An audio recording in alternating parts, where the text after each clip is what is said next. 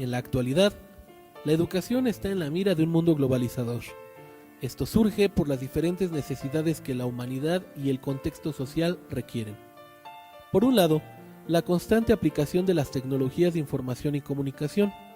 Por otro, el manejo de un lenguaje que permita la internacionalización y el intercambio académico, buscando generar en el individuo competencias y habilidades que satisfagan cada una de las demandas exigidas por el mismo hombre.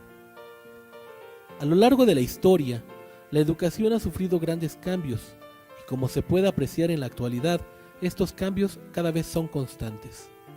Esto ha permitido a la comunidad docente diseñar estrategias que busquen la calidad educativa y que sean efectivas en la generación de competencias.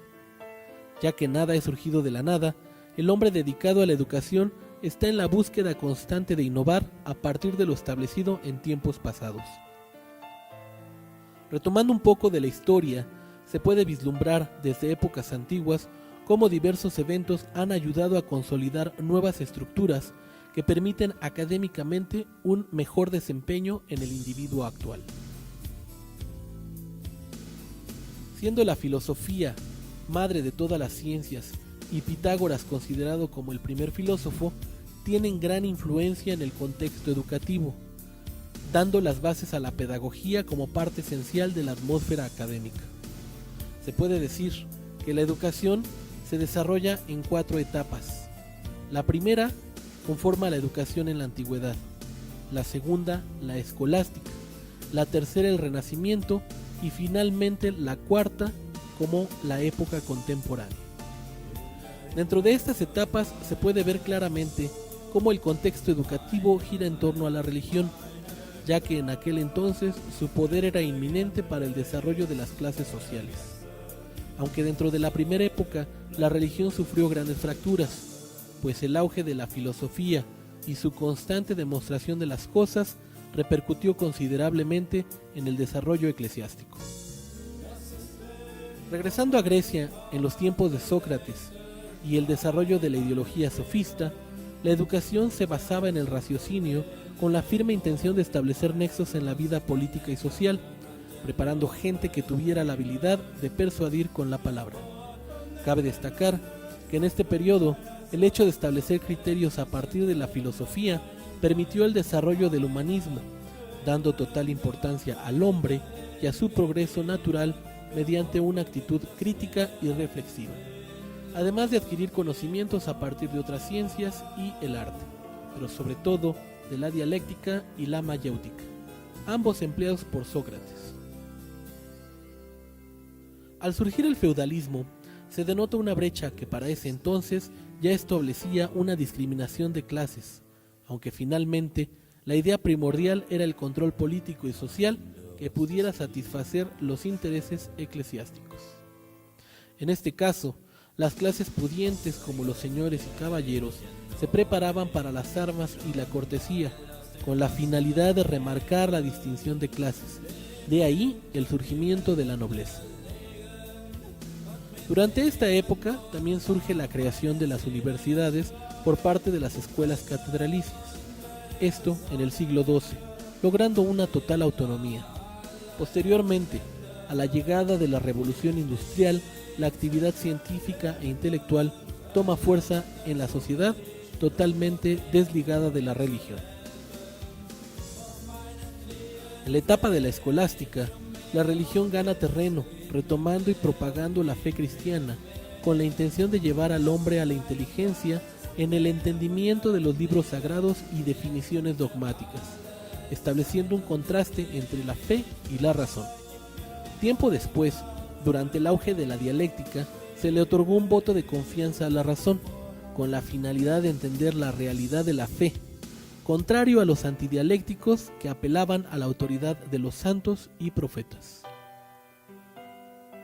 En el periodo del Renacimiento se consolidan las monarquías absolutas y el humanismo proclama la importancia de las artes sin negar la religión, retomando la literatura griega y los clásicos latinos.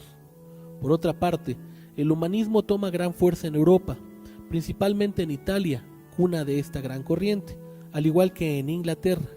Es en ese momento cuando inicia la revolución pedagógica. la educación es considerada ya formal e integral, siendo de gran avance en este proceso. Es importante señalar que para esos tiempos autores como Veggio estaban totalmente en contra de los castigos o represiones físicas. Asimismo, grandes autores humanistas consideraban que el aprendizaje debía ser placentero, similar a los juegos, con el propósito de generar un aprendizaje significativo a partir del interés de los estudiantes. Posteriormente, en los siglos XVI y XVII, surgen las grandes academias, especializándose en ciertas áreas y solamente con acceso para algunas clases, las más privilegiadas. Movimientos importantes como la Reforma y la Contrarreforma dan origen a otros más, como es la renovación de la vida religiosa e inculcar en los pueblos nuevamente las doctrinas que lleven a Dios, solo que ahora mediante algunas estrategias militares y dogmáticas, mientras que por otra parte se da la polémica centrada en Iglesia y el papado. Dados estos acontecimientos, surgen consecuencias de índoles políticos educativas, donde los principales movimientos, como el luteranismo y el calvinismo, se difunden en zonas feudales y burguesías urbanas respectivamente, donde cada vez es más remarcada la brecha diferencial entre clases favorecidas y menos pudientes. La pedagogía para entonces ya se basaba con métodos constructivistas y se comenzó a trabajar en una cultura axiológica. Durante la Contrarreforma, la religión sigue su lucha en el adoctrinamiento. Surge la Compañía de Jesús y la Santa Inquisición, además de que las facultades y la enseñanza de las ciencias humanas estaban sujetas nuevamente a la religión cristiana. Durante el siglo XVII, algo trascendental en el ámbito educativo es el impacto de Juan Bautista de La Salle, dedicado a instituir escuelas gratuitas que impartían materias útiles para la vida, satisfaciendo las exigencias de los hijos del pueblo, enseñando algunos oficios. Pero lo más importante de este personaje, y con la finalidad de cubrir la escasez de maestros calificados, funda en Reims las escuelas normales para enseñantes laicos, respondiendo a las exigencias sociales con gran éxito. Finalmente, en lo que se refiere a la cuarta y última etapa, considerada como la época contemporánea, se caracteriza el impacto del romanticismo como movimiento histórico-cultural.